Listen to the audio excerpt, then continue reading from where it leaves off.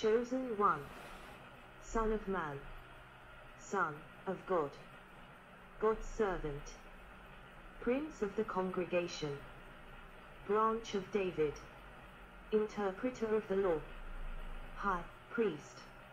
Messianic allusions. Messianic allusions to some figures include to Menahem ben Hezekiah, who traditionally was born on the same day that the Second Temple was destroyed. 31. Jesus. Jewish Christianity. Christianity started as a Messianic Jewish sect.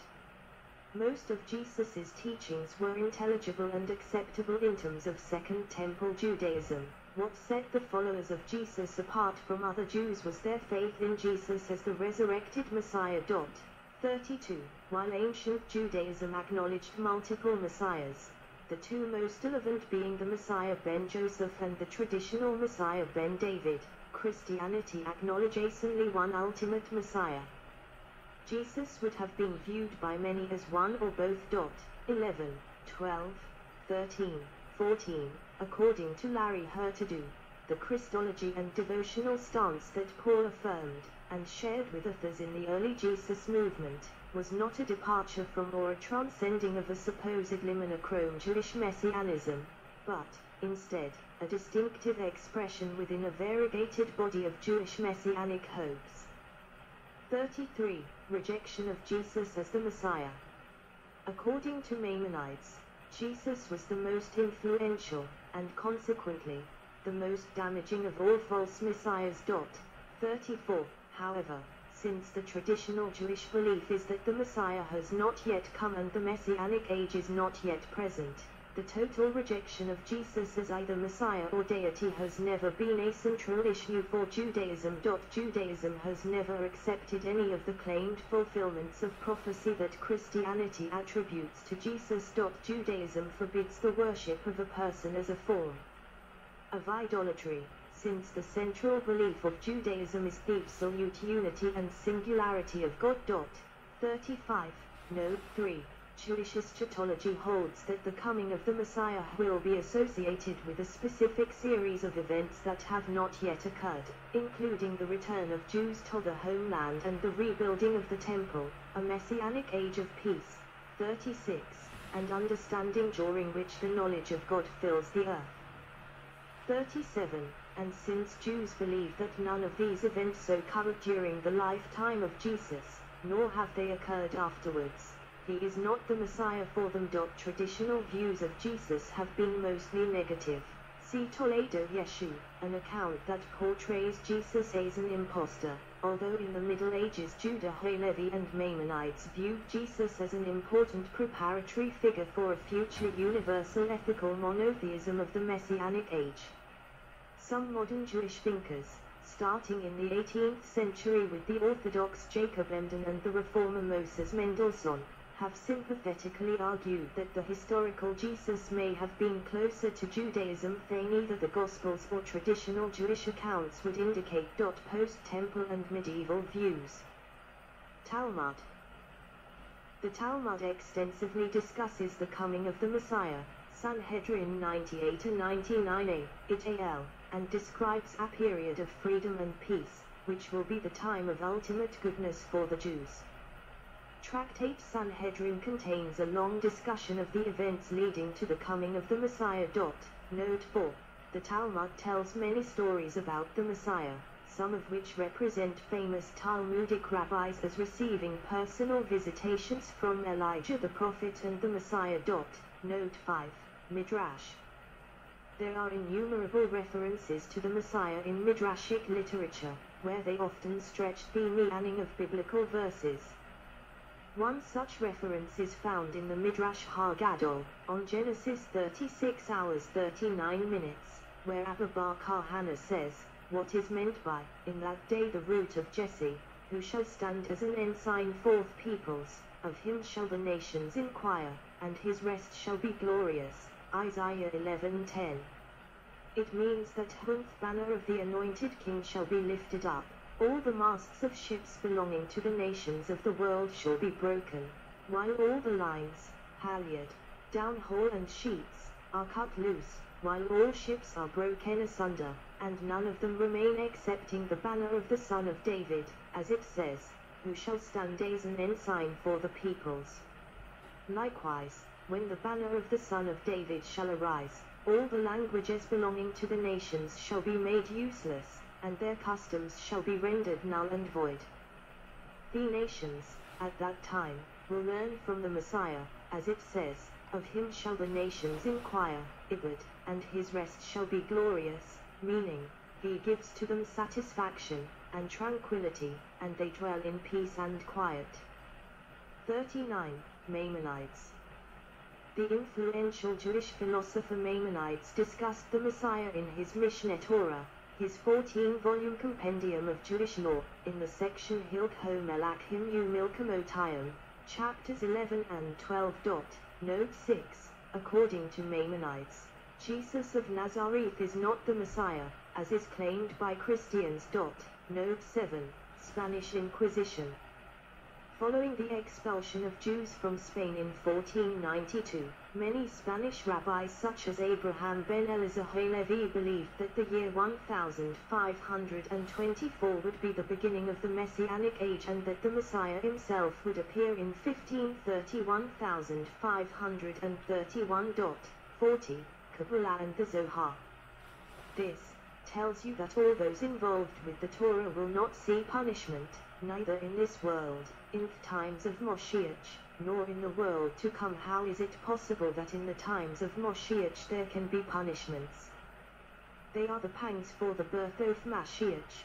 Days will come, of serious punishments, because the Zohar admits, like the Pentateuch in Deuteronomy, a terrible era before the era of maximum goodness and double good identified in the length of days of the world to come.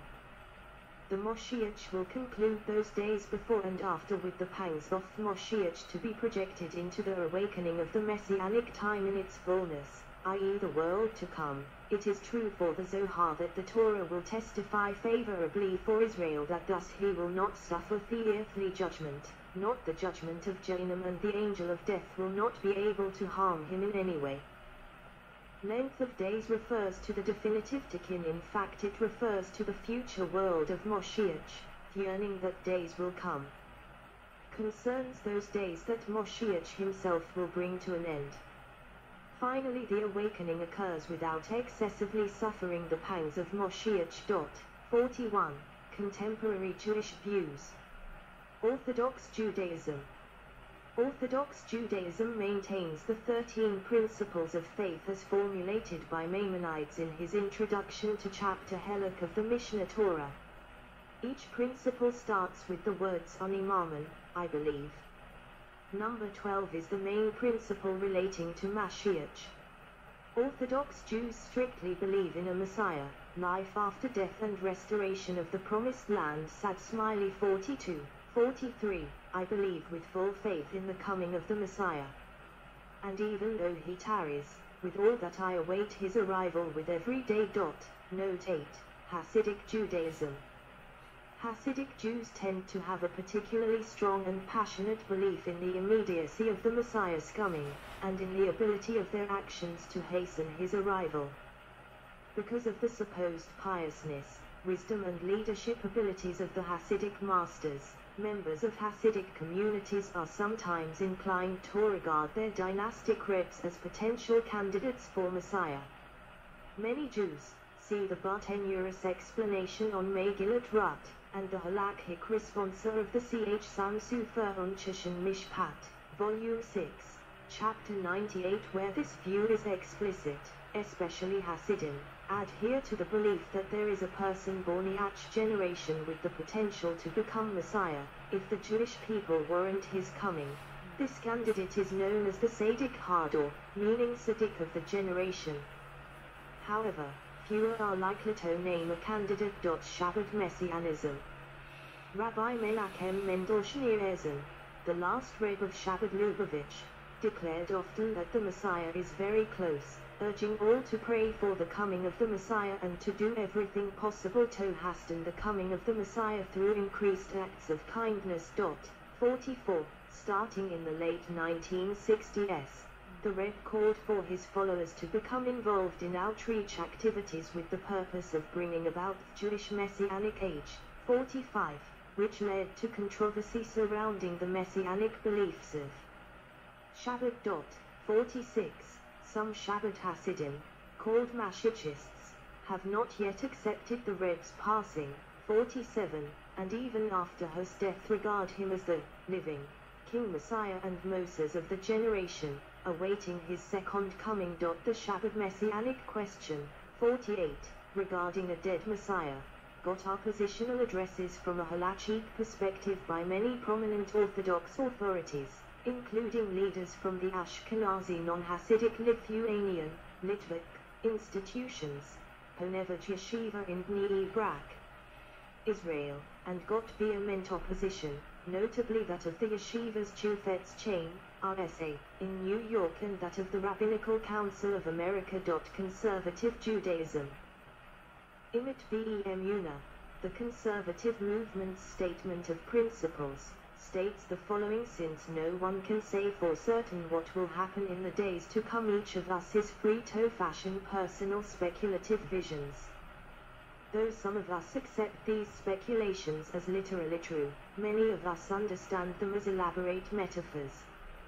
For the world community, we dream of an age when warfare will be abolished, when justice and compassion will be the axioms of interpersonal and international relationships, and when, in Isaiah's words, 11:9, the lands shall be filled with the knowledge of the Lord as the waters cover the sea. For our people, we dream of the ingathering of all Jews to Zion, where we can again be masters of our destiny and express our distinctive genius in every area of our national life. We affirm Isaiah's prophesy, 2:3, that Torah shall come forth from Zion, the word of the Lord from Jerusalem. We do not know when the Messiah will come, nor whether he will be a charismatic human figure or is a symbol of the redemption of humankind from the evils of the world. Through the doctrine of a messianic figure, Judaism teaches us that every individual human being must live as if he or she, individually, has the responsibility to bring about the messianic age. Beyond that, we echo the words of Maimonides based on the prophet Habakkuk, 2:3, that though he may tarry, yet do we wait for him each day. 49. Reform and Reconstructionist Judaism. Reform Judaism and Reconstructionist Judaism generally do not accept the idea that there will be a Messiah.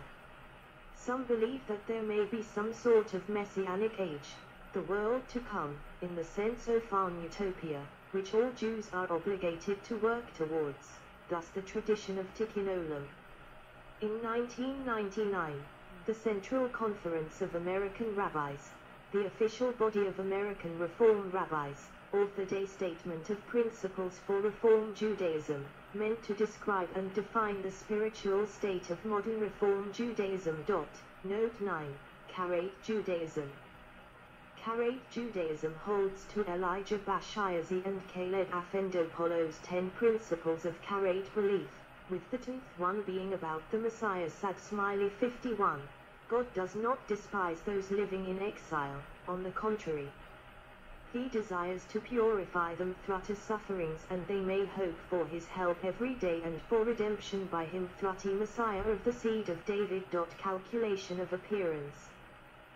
According to the Talmud, 52, the Midrash, 53, and the Zohar, 54, the deadline by which the Messiah must appear is 6,000 years from creation, approximately the year 2240 in the Gregorian calendar. Thou calculations vary.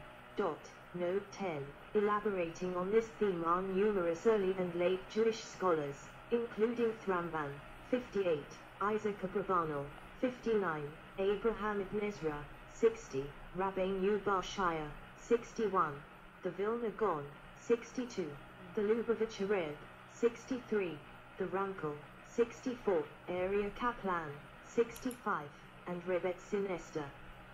Jungress. 66. See also